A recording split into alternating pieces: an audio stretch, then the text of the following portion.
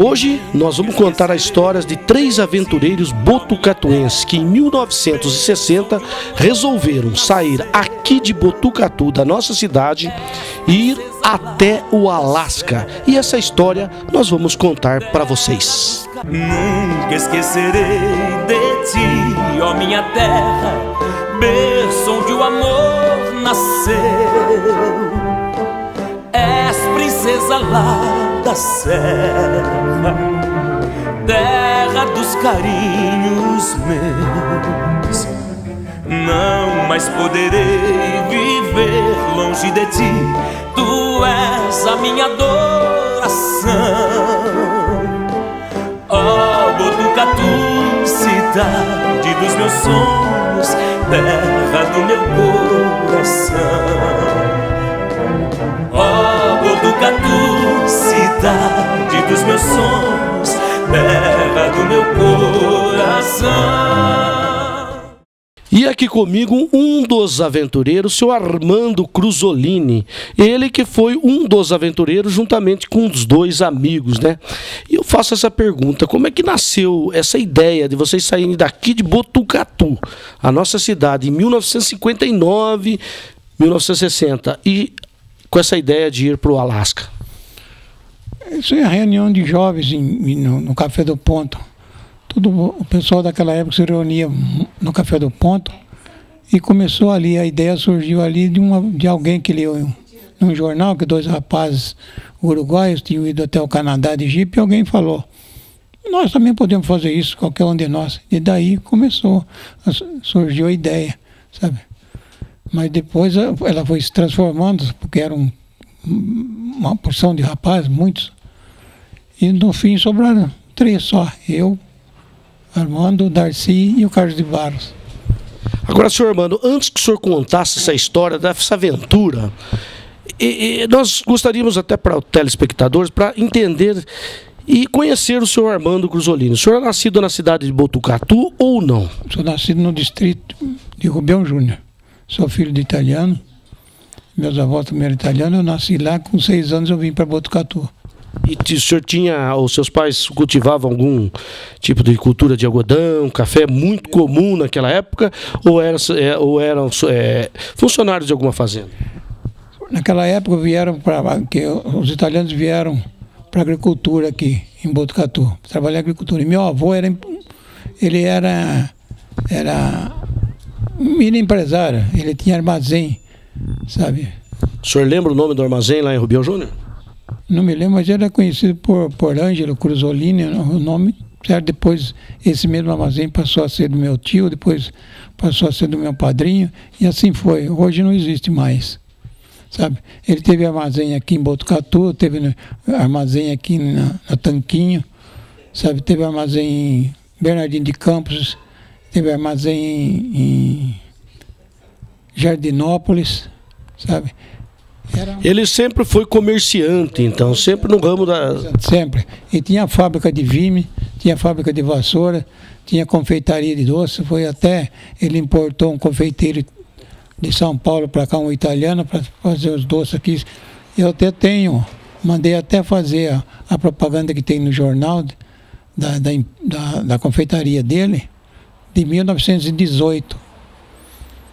Saiu no Correio de Botucatu de 1918, essa propaganda da confeitaria e das empresas que ele tinha. Era umas mini empresas, mas... Na realidade, ele era um empresário, né?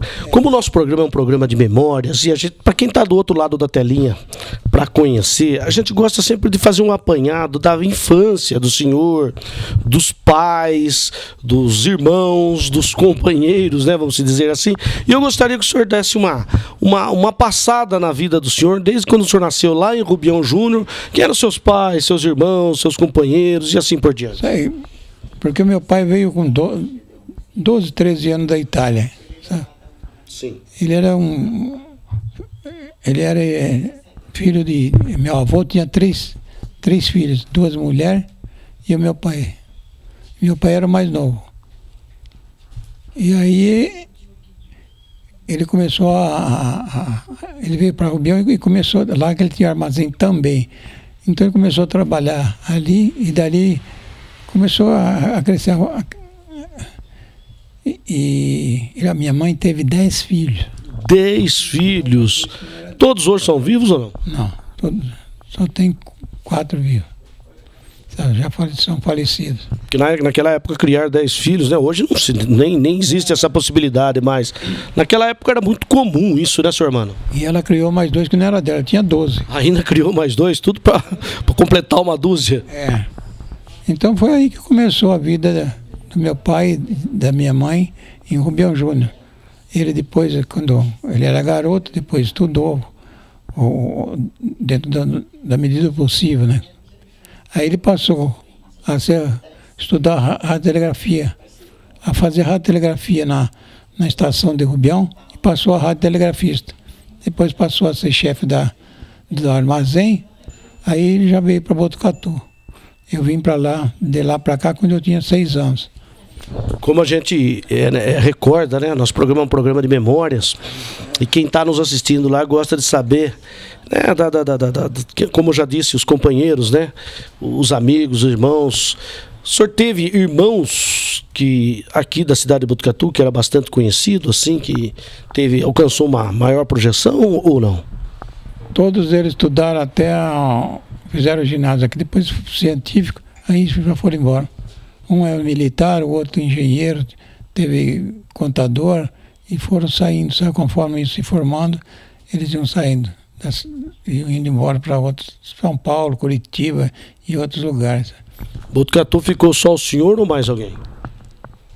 Eu faz 10 anos que eu voltei, eu fiquei muito tempo fora também, sabe? As minhas irmãs, tenho 2 irmãs, tinha 2 irmãs, as minhas irmãs são mais, elas que saíram primeiro daqui, que foram lecionar fora, que eram professoras. E o tempo que o senhor ficou em Rubião Júnior, quanto tempo, até quantos anos o senhor morou lá e quem eram os seus amigos de infância? Não me recordo, porque eu fiquei até 6 anos só. Ah, então saiu muito cedo dela. Cedo, não me recordo assim. A escola, o senhor lembra ou não chegou a entrar na escola com 6 anos? Não. Eu comecei, o primeiro ano já foi em Botucatu. Primeiro ano. Sabe, eu vim pra cá, não comecei lá, não. E a escola que o senhor veio estudar em Botucatu, qual seria? Seria o Grupo Cardoso. E os amigos ali do Grupo Cardoso, o senhor lembra? Muito pouco. Não lembra de nenhum, nem da primeira professora? Primeira? Não me lembro. Acho que era Dona Iracema, eu acho. Não me lembro. Dona Iracema, e o sobrenome dela? Não me lembro. Dona Cássia, eu acho que era. A Cássia, Iracema, Dona Carolina, só eram as professoras que eu tive, não. O professor Ari de Castro. E o diretor era o seu Caldeira. Vamos lá, o menino saiu lá de Rubião com 6 anos de idade, veio morar em Botucatu, estudou no Cardoso de Almeida. Até que série o senhor estudou no Cardoso de Almeida? Até a 4ª. E depois do 4º ano, para onde o senhor foi? Aí, não é como agora, de primeira a 5ª série, agora era de missão. Aí eu fui para o Diocesano, Colégio Diocesano, que é o La Salle hoje. Ali o senhor lembra dos companheiros do senhor? Muito pouco também. E desse muito pouco existe alguns, um ou outro que o senhor lembra? Era difícil, sabe? Porque ali, naquela época, o Diocesano era externo, interno e semi-interno. E tem alguns, sabe, que eu ainda me lembro, sabe. Tem até um vizinho meu aqui, o Guilherme Mazena, hoje até... Guilherme Mezena, que foi prefeito lá de Anhembi, não é? Não seria esse? Esse mesmo. Ele era interno naquela época e era meu amigo, sabe, naquela época. Numa dessas fotos que eu estive olhando aí, Túlio Verne Soares, que foi, se eu não me engano, ele foi dono do escritório de contabilidade em Botucatu. Foi seu amigo lá no La Salle? Túlio, não. O Túlio não era daqui, ele chegou muito depois, sabe? Ele veio de Santo Anastácio. Muito depois. A gente já era adulto, acho que eu tinha uns 19, 20 anos quando ele veio de lá para cá, sabe? Os outros eram daqui. Mas aí, esse pessoal aí,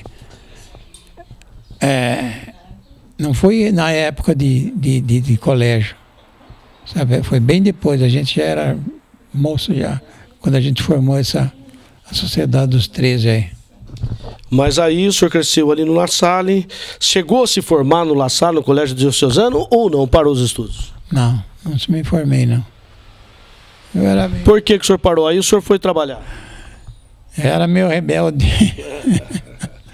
E eu comecei a trabalhar. Hein? E qual foi a profissão que o senhor escolheu? Não, eu trabalhava mais para não ficar... Eu estudava e trabalhava, sabe?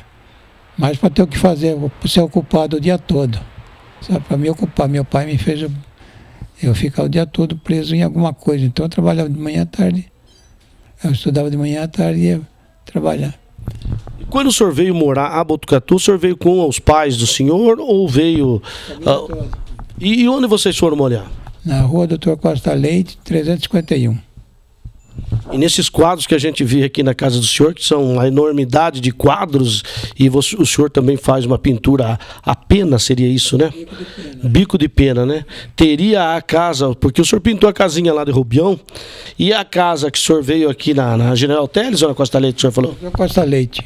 O senhor tem ela também, registrada, retratada? Tem também, feito em bico de pena também.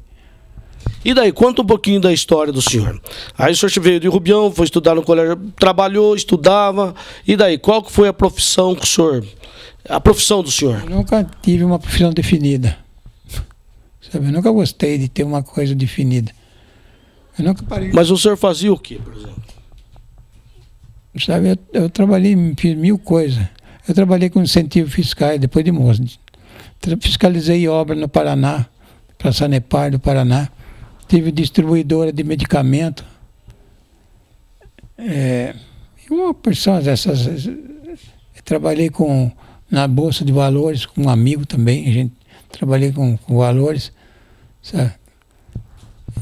Mas era muito variado. Eu enjoava, a gente abandonava. Não era só eu, não. Meus outros dois amigos era a mesma coisa. A gente cansou e ia embora.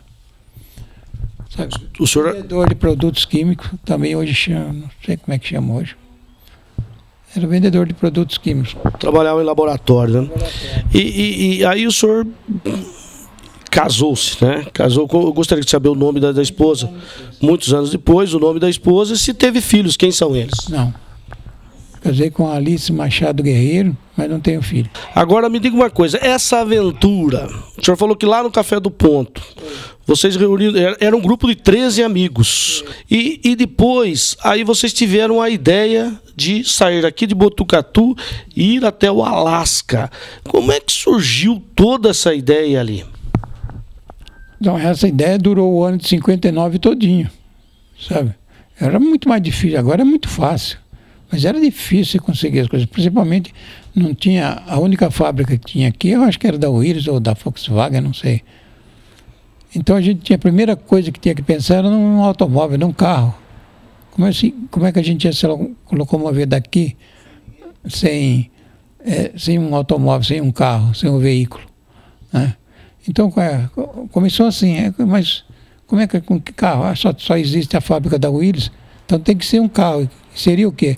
O melhor seria um Jeep, porque as estradas eram tudo terra, não tinha asfalto, não tinha nada. Aí começou e falou, mas quem? Como que a gente vai chegar na fábrica? Por intermédio do doutor Braz Nogueira.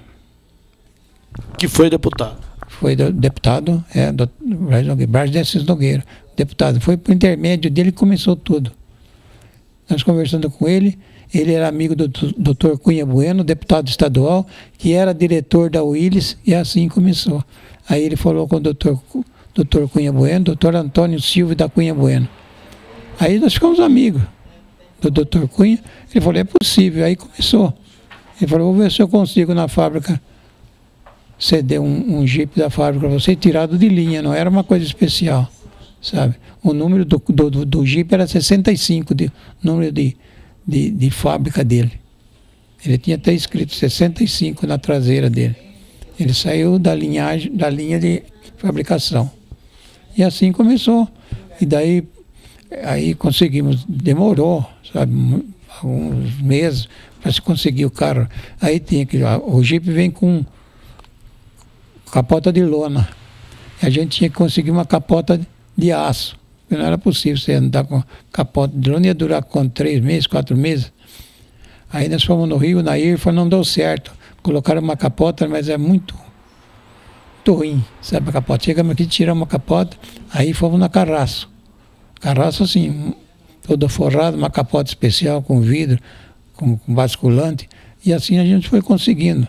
Buzina, faróis, um rádio telespark. A única coisa diferente que tinha no Jeep era um ar-condicionado que veio dos Estados Unidos, da Willys. Mas antes do senhor continuar essa história aqui, nós vamos ouvir muito mais depois do nosso comerciais. Voltamos já já com essa riquíssima história de seu Armando Cruzolini.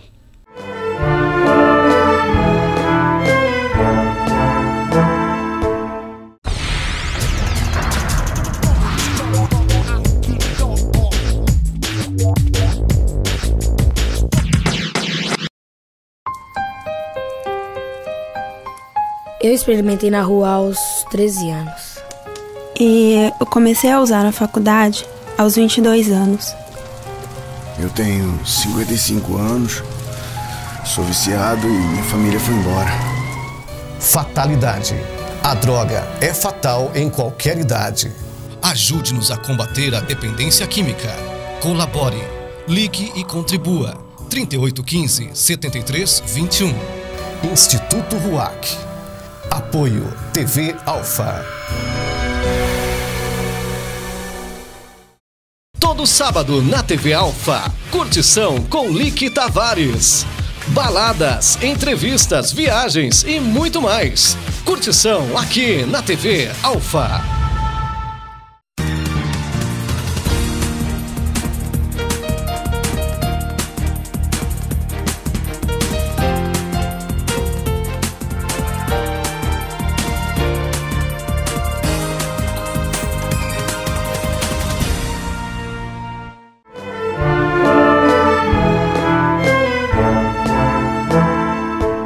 E voltamos com o programa Memórias Botucatu, com essa riquíssima história do senhor Armando Cruzolini. E nós terminamos o primeiro bloco, o senhor falando sobre o Jeep. O Jeep não existia a fábrica aqui em Botucatu, através de Brás de Assis Nogueira, foi até São Paulo, que era a fábrica da Willys, né? São Bernardo do Campo. E aí, através desse contato, ele conhecia alguém lá da fábrica e vocês conseguiram esse Jeep para vocês cruzarem as Américas aí. Me diga uma coisa, seu Armando, até uma curiosidade minha. Daqueles grupos de 13, foram só 3. Como que foi a seleção no grupo? Não, isso não houve seleção nenhuma. As pessoas foram desistindo, não, porque tenho que fazer isso, tenho que fazer aquilo, estou trabalhando, não posso sair. Porque a gente já trabalhava naquela época, nós 3. Então nós tivemos que sair do emprego para poder organizar a viagem, porque ela demorou quase um ano para ser executada, né? Quem eram os outros 2 amigos do senhor que seguiram essa aventura toda? É o Carlos de Barros e Darcy de Souza Nogueira. Carlos de Barros, ou era da família aqui do Armando de Barros, alguma coisa assim ou não? Não era, não tinha nada a ver com eles. Agora, esse Nogueira seria da família do Jaime Nogueira, alguma coisa assim? Exatamente, irmão. Ah, irmão do Jaime Nogueira? Irmão do Jaime. E eles são vivos até hoje ou não? Não são. Os 2 já faleceram. O Darcy e o Barros já faleceram. Tá, e o senhor falou que em 1959 durou um ano para amadurecer essa ideia, para vocês chegarem lá. Conta mais um pouquinho dessa história pra gente, ali no Café ao Ponto.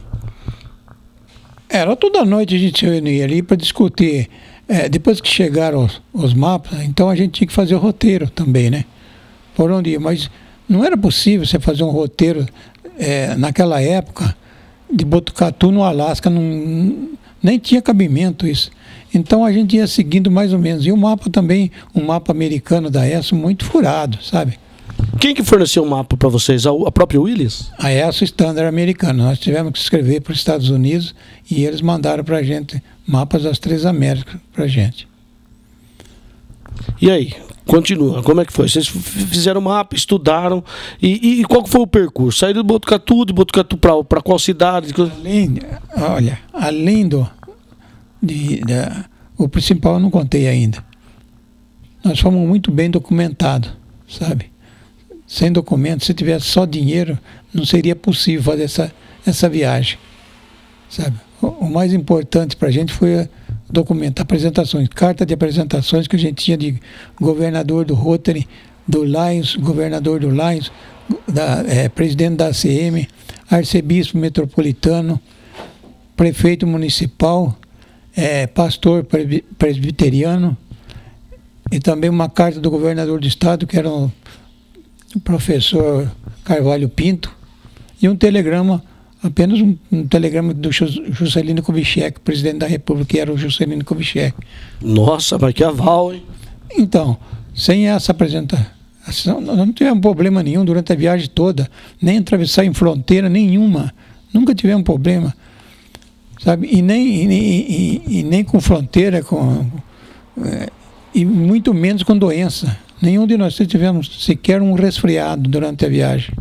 E qual que foi o custo disso tudo? E quem que patrocinou isso para vocês? O custo eu nem imagino, porque nós saímos daqui só com a manutenção do carro, era por conta da Willis. E quem que fazia a manutenção? Vocês mesmos? Não, quando a gente teve que fazer um estágio na fábrica durante 15 dias, antes de sair, nós três. Nós fizemos um estágio, praticamente primeiro socorro de um carro. A gente não podia aprender tudo, mas nós tivemos que ficar fazer esse estágio durante 15 dias. E a outra pergunta, qual foi? Já me faltou. Quem que financiou tudo isso? O senhor falou que não... O Jeep a manutenção era por conta... Agora, a nossa manutenção era por nossa conta mesmo. Chegou a furar, nesse caminho todo, chegou a furar muitos pneus ou não? Era muito raro não furar um pneu durante... Toda semana furava, vazava, perdia, porque naquela época não tinha pneus radiais, era um pneu de lona, de 4 lonas, sabe?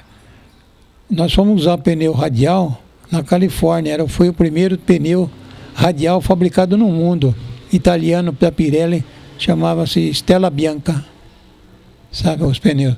Foi a Pirelli nos Estados Unidos que nos forneceu os pneus radiais, que não existia. Nós sabemos que lá na década de 50, né, 59, início dos anos 60, todas as estradas eram a maioria de terras, né? De chão batido. Vocês, qual que era a proporção, se dá para o senhor dimensionar isso? O senhor pegou mais estrada de terra ou mais asfalto quando vocês fizeram esse trajeto? Muito mais terra do que asfalto. Aqui na América do Sul, o único país que tinha as estradas asfaltadas de norte a sul foi o Peru, mas muito mal também. Cheio de buraco. Cheio de buraco e com muito terremoto, abalo sísmico, não há estrada que aguente. Nós passamos por várias cidades que tinha havido terremoto, inclusive nós sentimos abalo sísmico, sabe? Em vários lugares, no Chile, no Peru, no México, sabe?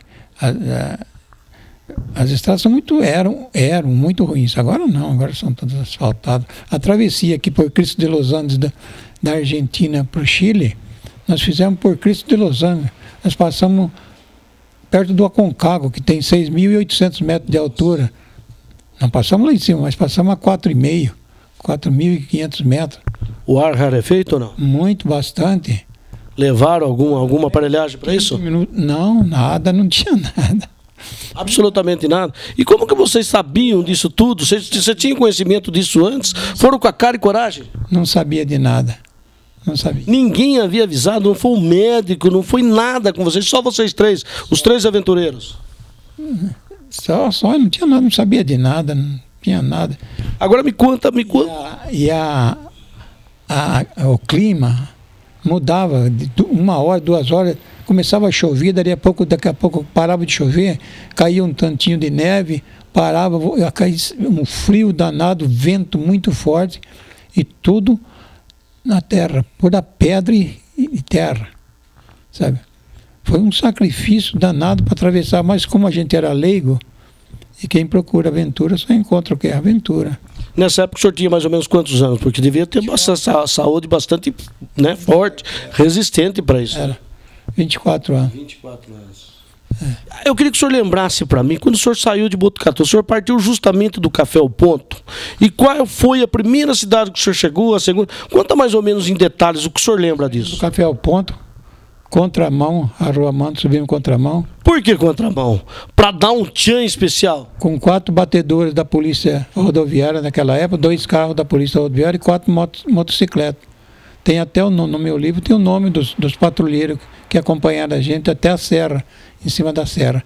E muitos rojões, gritaria, rua Mando todo cheio de gente gritando lá e soltando rojão. E dali, nós fomos embora para Curitiba. Nós saímos... Vocês pegaram a Marechal, desceram a Serra de Botucatu? Minto.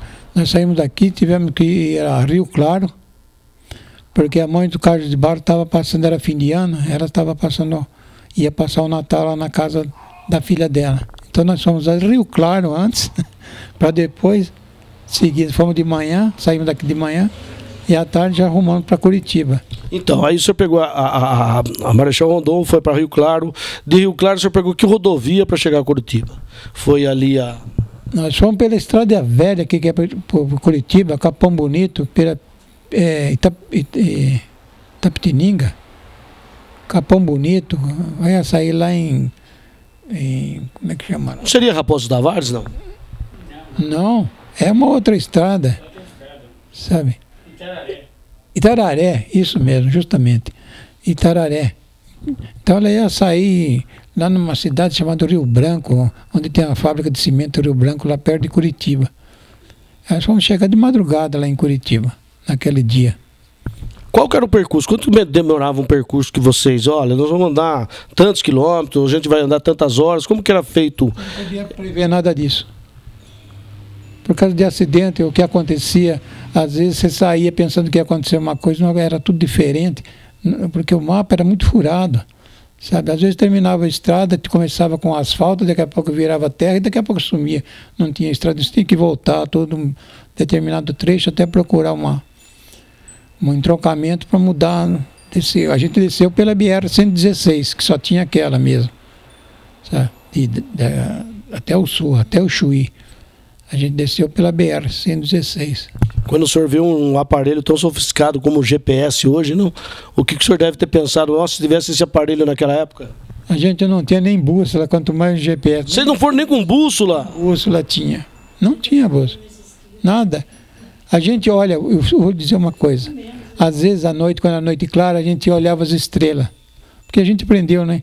Antigamente ensinava isso no ginásio, né? Se orientar por estrela, noite, dia, sabe, a gente tem uma orientação, o vento, sabe, tem uma porção de coisa aqui, a gente, né, olha as palmeiras, o vento reinante, vem desse, e a gente seguia mais ou menos de acordo com aquilo, quando estava meio perdidão, sabe. Mas aí voltava outra vez para a estrada, já sabia a cidade, já tinha a sequência, né, que às vezes era só errar uma estradinha de terra, pronto, sabe. Saía num nada, saía num sítio, numa fazenda, sabe? Mas naquelas épocas, as estradas principais, a BR-116, como o senhor disse, ela não tinham placas assim, de quilômetro em quilômetro, nada? Isso. Não era também asfaltado? Era asfaltado, mas um asfalto muito ruim, grosso. Era mais pedra do que asfalto. Não era como agora, bem lisinho, sem ondulação, sem nada.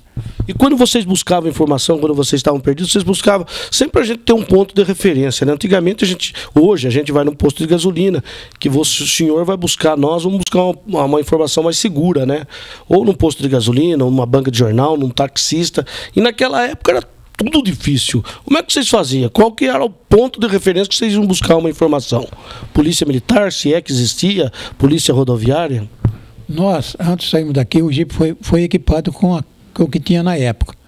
Então o Jeep tem 40 litros. O Jeep comum que saiu de fábrica, ele tinha 40 litros de gasolina. Isso não dá para nada. E qual que era a média que ele fazia?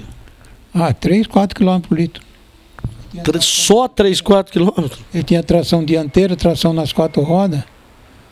Então, por isso, tem esse detalhe. A gente mandou adicionar no banco do passageiro, foi adicionado mais um tanque com mais 40 litros. Então, passou a ter 80. E 2 camburões militares de cada lado do Jeep com mais 20. Então, o Jeep ficou com 180 litros, 120 litros de gasolina. Sabe, você vê que aumentou de 40 para 120. É bastante, né?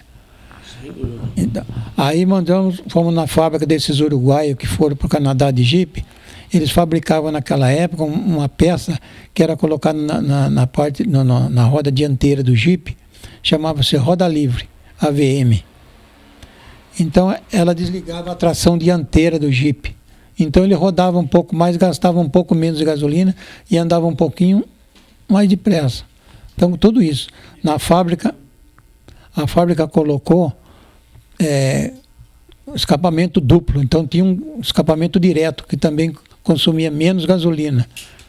E depois nós usamos muito isso na travessia na América Central, travessia de rio, que não tinha ponte, a gente tinha que atravessar pelo meio, como se fosse um jipe anfíbio, sabe? E funcionou muito. No primeiro rio a gente ficou 3 horas parado, porque entrou água, molhou o motor, molhou tudo, molhou o carburador, distribuidor, era tudo. O carro antigamente tinha todas essas peças, hoje não tem mais. E a gente tinha que macaquear o jipe, enxugar tudo direitinho, cobrir com plástico. Depois a gente aprendeu a fazer isso. Plucava uma boca do escapamento e o outro levantava com uma mangueira. Então funcionava, soltava a correia do ventilador para não jogar água para cima, engatava o guincho numa árvore e dali saía. Estava parado no rio, com pedra, com alguma coisa, dali que a gente saía. E no deserto era pedra, que é outra coisa, ó. É uma outra história. A história do Atacama aqui no Chile, que hoje em dia está totalmente asfaltado, tem hotéis de 5 estrelas aí no deserto. Naquela época era só terra e areia, não tinha ninguém, não tinha cidade, não tinha nada. Quando vocês chegavam nessa cidade que vocês atravessaram, o pessoal, a imprensa de modo geral, a população, sabia que vocês, os aventureiros, estavam chegando lá, faziam alguma festa ou não? A primeira coisa que a gente procurava saber, primeiro que você entra numa cidade, você já vê placa de Rotary e Lions. Para a gente era muito importante. Nossa, importantíssimo. Depois era a prefeitura, se fosse capital de estado, a gente ia procurar até o governador, que almoçamos e jantamos com vários governadores de estado, né, todas essas Américas aí. Então a gente procurava essa gente. E eles que iam, a partir dessas pessoas, que a gente ia participar de tudo que havia na cidade. A gente fica 2, 3 dias numa cidade, ia em jantar do Lions, do Rotary. E nesses jantares, a gente levava o livro, levava flâmula aqui do Brasil, levava postais, que a gente só daqui tinha uma porção. E tudo isso, no jantar, a gente oferecia para os rotarianos, para os leões, para as leoas. Né? E na saída, eu não sei se funciona assim, o Lions e o Rotary. Eles davam, depois do jantar, depois de muita conversa, eles entregavam um envelope para a gente. Às vezes tinha 100, 150 dólares dentro. Sabe? Poxa, que legal. Sem estardalhaço, sem nada. Então é dessa maneira. Por isso que eu digo que a apresentação é muito mais importante, porque a gente tinha uma carta do governador do Lions daqui para todos os governadores de Lions e Rotary das Américas inteiras. Nunca negaram nada para a gente. Nunca, sabe? Em lugar algum. Quantos quilômetros foi essa viagem de Botucatu até o Alasca? Olha, com passeio, a gente foi passeando, desviando da rota, sabe? Ida e volta foram uns 80 mil quilômetros mesmo, ida e volta. Quantos dias? Ou meses? O ano todo de 60. O ano todo? O dia o senhor não lembra quantos dias foram? Não, 365, porque eu saí em dezembro e voltei em dezembro. 365 dias de viagem. Como é que vocês comunicavam com a família aqui? Aquela época era muito difícil, só por carta. Então eu escrevia para cá, falava, daqui 20 dias eu vou estar em Lima, no Peru. Escreva para a Embaixada Brasileira, para Lima, no Peru, que a gente procura correspondência lá, que a gente tinha aqui mesmo nas embaixadas. Então a gente procurava na embaixada, e era assim, era 20 dias, um mês depois, 2 meses, dependendo da distância. Não tinha outra maneira. Não tinha, para telefonar era uma coisa. Nessa viagem toda, sempre existe uma curiosidade, né?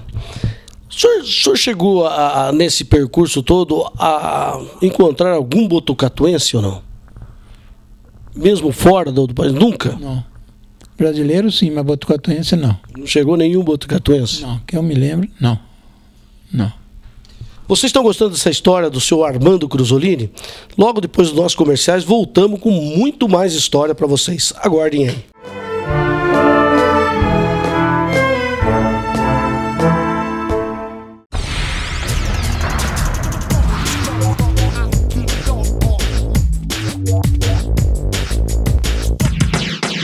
As principais entrevistas de Botucatu têm dia e hora marcados aqui na TV Alfa. Márcio Paes de Almeida apresenta o programa Encontro Marcado. Todas as sextas aqui na TV Alfa. Eu experimentei na rua aos 13 anos. E eu comecei a usar na faculdade aos 22 anos. Eu tenho 55 anos, sou viciado e minha família foi embora. Fatalidade. A droga é fatal em qualquer idade. Ajude-nos a combater a dependência química. Colabore, ligue e contribua. 3815-7321. Instituto RUAC. Apoio TV Alfa.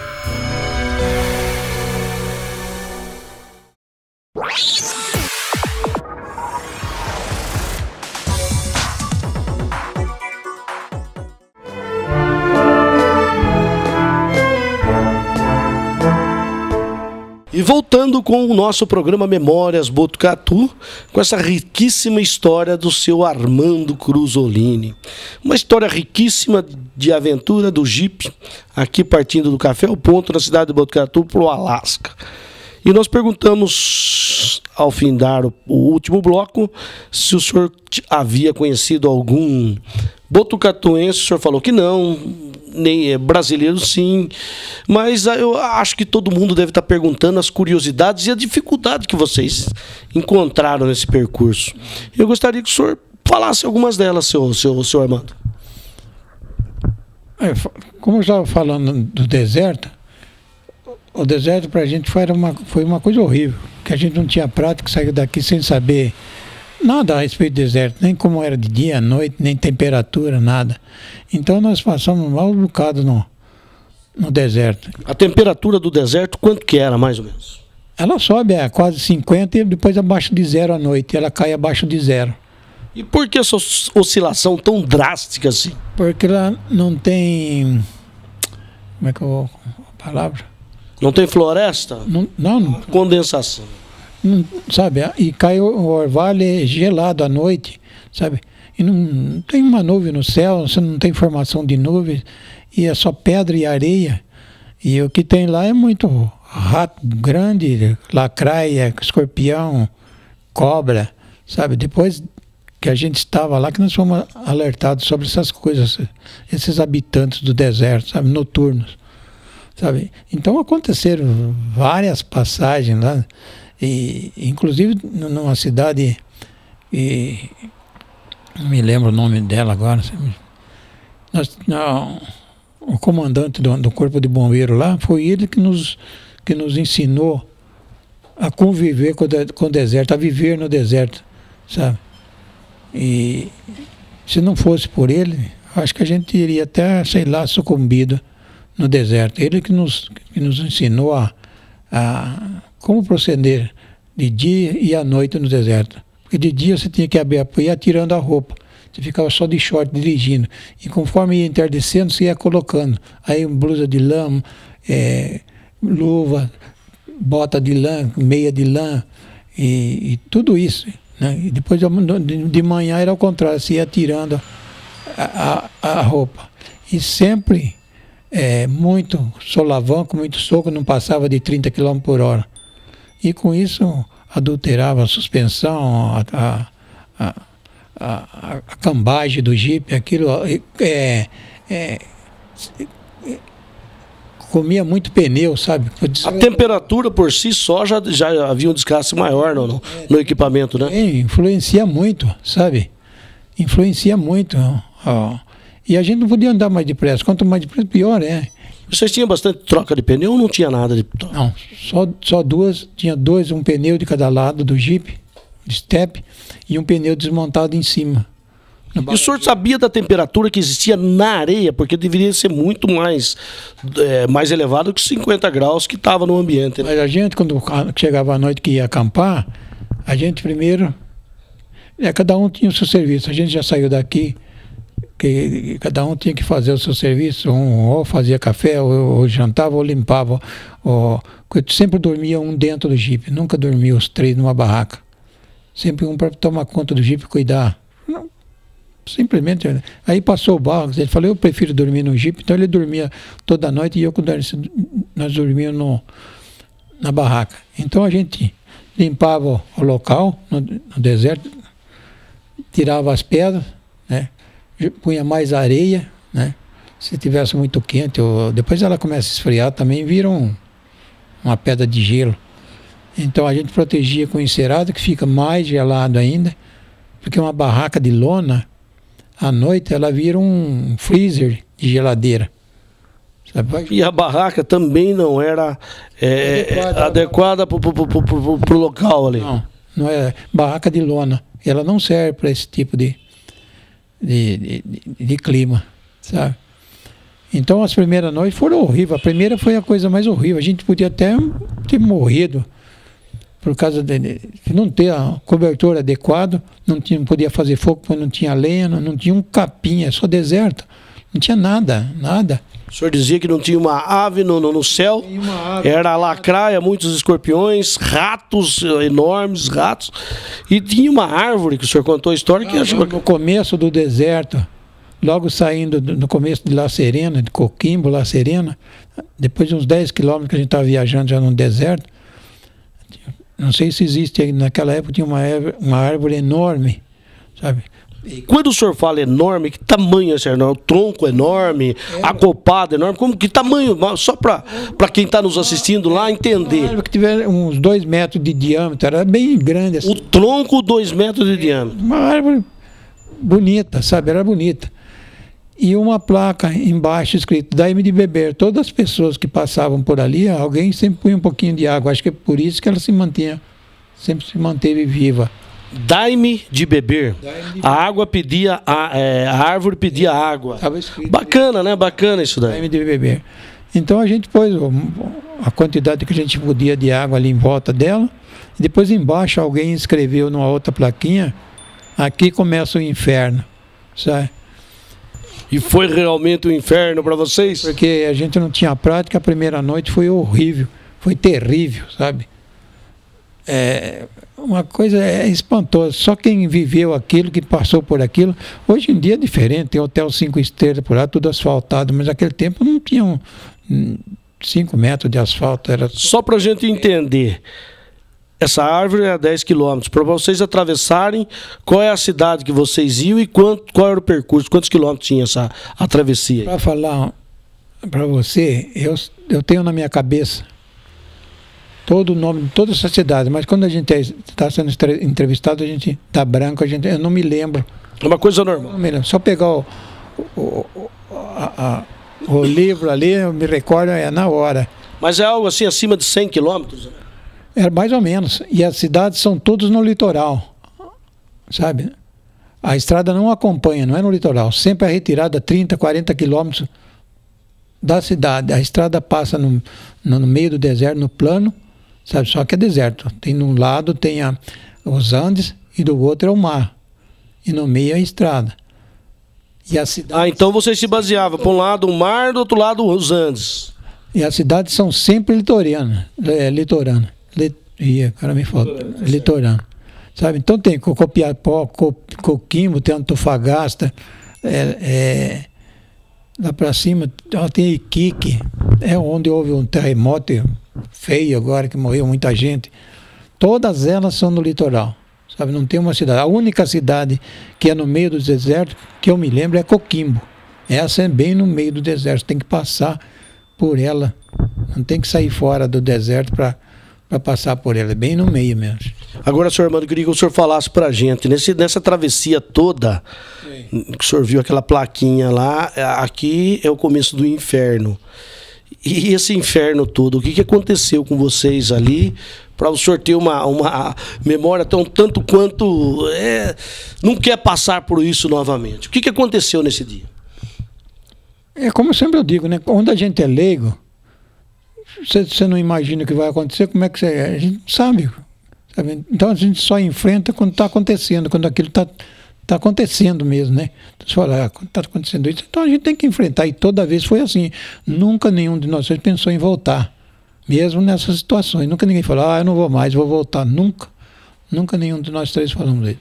Você quer saber a respeito da noite? Ocorreu algum problema nesse inferno todo aí, nesse deserto? Na primeira noite, a gente não tinha prática nenhuma, não tinha conversado, não sabia nada a respeito do deserto. Nós passamos um frio danado, não tinha fogo, não tinha lenha, não tinha nada. Nós só não sucumbimos por Deus mesmo, sabe? E o jipe aguentou firme? Às vezes, ele, com um trecho do deserto, ele rebentou um pino na frente da grade, recuou, a grade recuou, furou o radiador, e daí houve um problemão danado para a gente conseguir água no deserto. Tivemos que caminhar 10 quilômetros para chegar numa mina de cobre, conseguia uma água com cobre, que não era água potável, sabe? Depois tivemos que fazer uma operação, inventar E nessa mina de cobre, existia alguém lá? Como que era? Como que vocês foram recebidos? Normalmente... Não, nessa mina, quando nós chegamos, não tinha ninguém. Tinha 2 casinhas, um barulhão enorme das máquinas trabalhando dentro da mina. Sabe, a gente via muito barulho. Aí apareceram 2 pessoas lá, mas muito mal vestidas. Claro, trabalhando numa mina de cobre. Nós pensamos que era um jagunço, e eles pensaram a mesma coisa de nós, porque a gente estava mal vestido não, sujo, com um facão na cinta, barbudo, sabe?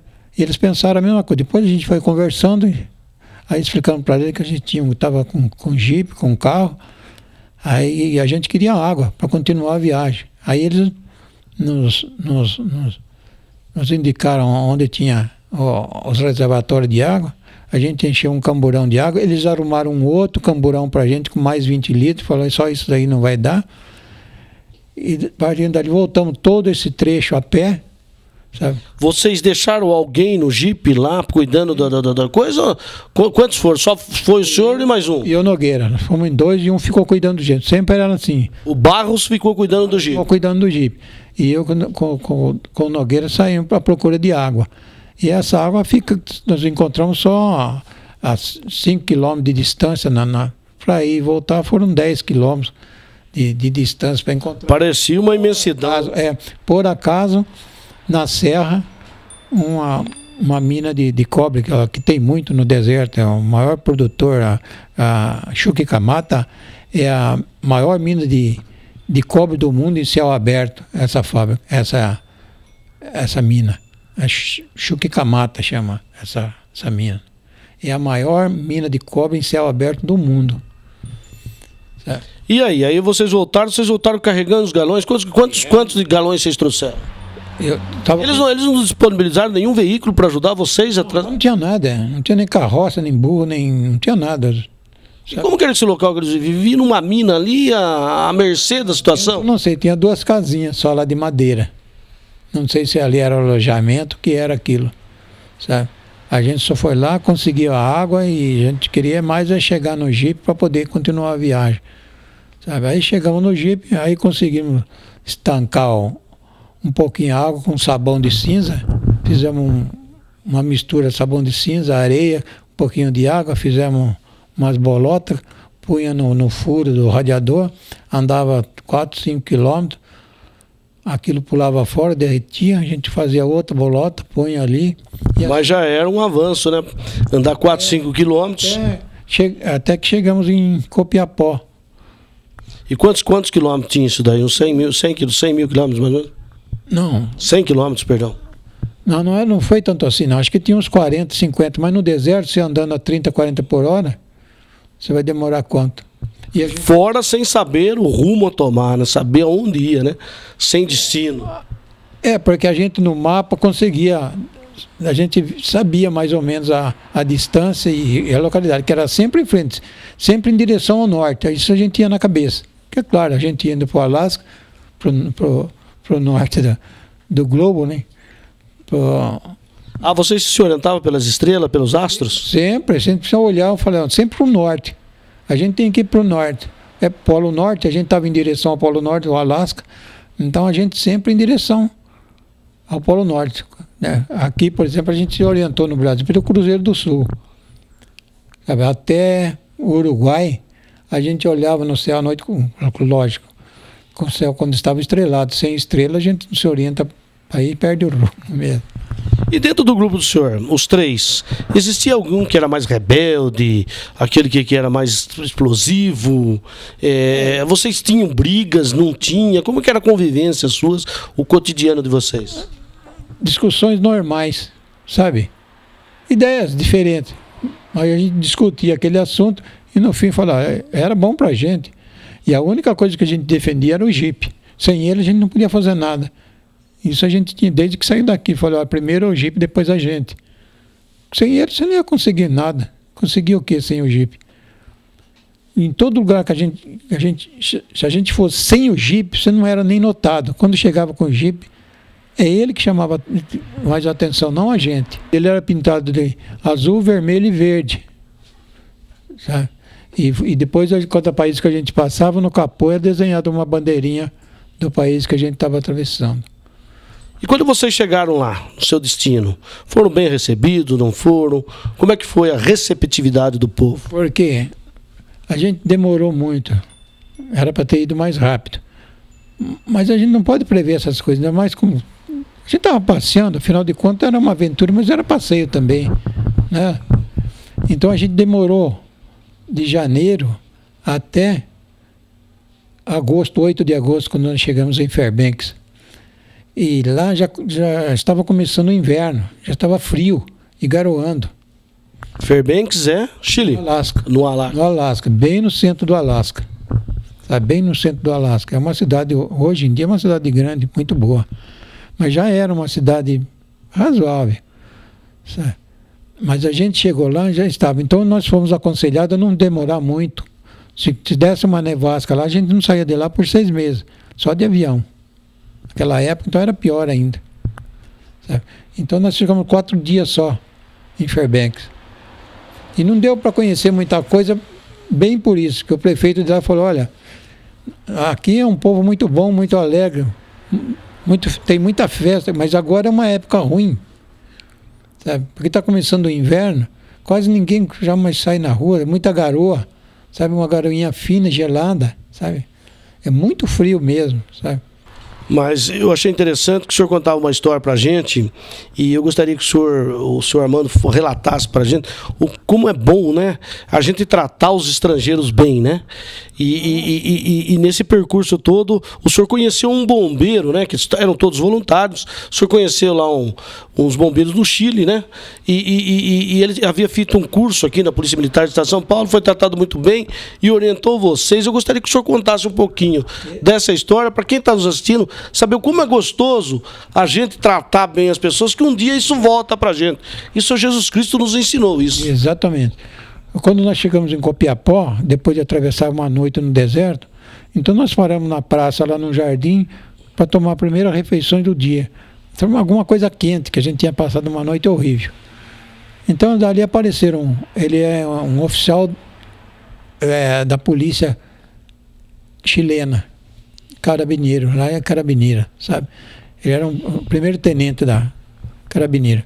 Ele mais 4 soldados. Até na hora a gente estranha, quando ele vinha vindo, eu falei, vai acontecer alguma coisa aqui, porque já acabou de estacionar aqui, ou a gente está parado em lugar proibido, vai... Mas ele chegou, se apresentou, muito educado, e perguntou de onde era. Ele disse que tinha visto o Jeep, que estava escrito Brasil e não sei o quê.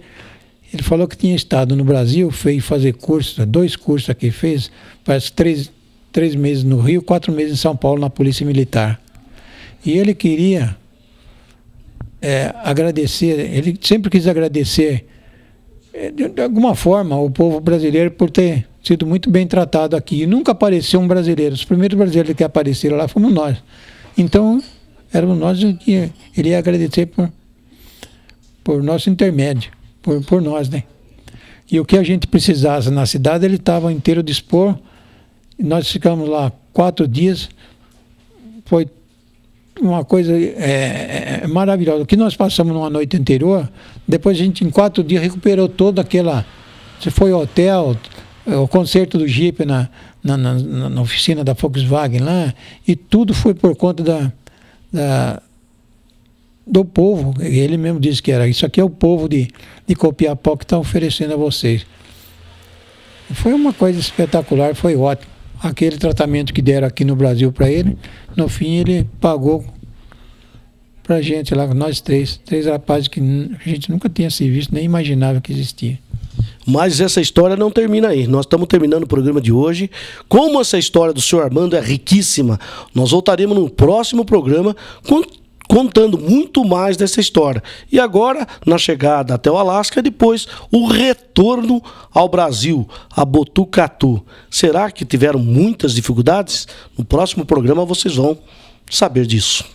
Até mais e tchau. Nunca esquecerei de ti, ó minha terra, berço onde o amor nasceu. És princesa lá da serra, terra dos carinhos meus. Não mais poderei viver longe de ti, tu és a minha adoração. Ó Botucatu, cidade dos meus sonhos, terra do meu coração. Ó Botucatu, cidade dos meus sonhos, terra do meu coração.